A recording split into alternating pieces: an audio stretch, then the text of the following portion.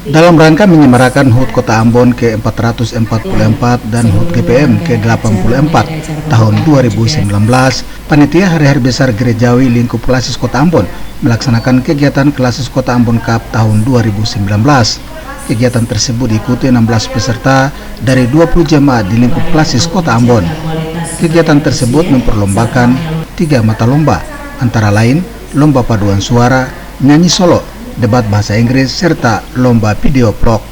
Ketua Panitia Pelaksana Elipiana Patiasina mengatakan, kegiatan Klasis Kota Ambon Cup tahun 2019 ini merupakan media dan sarana untuk menyatukan warga gereja dalam nilai-nilai kebersamaan, persatuan, dan kesatuan, terutama menumbuhkan kecerdasan warga gereja dalam memuliakan nama Tuhan. Ketua Klasis Kota Ambon, Pendeta J. Rutumalesi mengungkapkan, kegiatan yang dilaksanakan ini selain untuk merekatkan kebersamaan antar sesama warga gereja, namun ini merupakan cara gereja untuk memberikan nilai dasar bagi pengembangan kualitas sumber daya manusia gerejawi yang siap untuk melayani Tuhan, terutama dalam keberlangsungan kehidupan bergereja, bermasyarakat, berbangsa, maupun bernegara.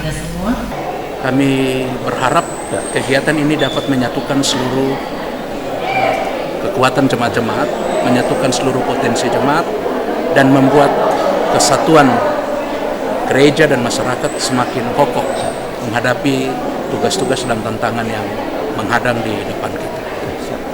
Wakil Sekretaris Umum Pekerja Harian Sinode GPM, Pendeta Aceh Sokota, dalam kegiatan tersebut berharap kegiatan Klasis Kota Ambon Cup tahun 2019 tidak semata untuk mencari juara, namun hendaknya dimaknai sebagai salah satu instrumen penting dalam menumbuhkan kualitas sumber daya manusia gerejawi yang mumpuni sesuai dengan bidang tugas yang diminati, terutama bagi keberlangsungan kehidupan bergereja.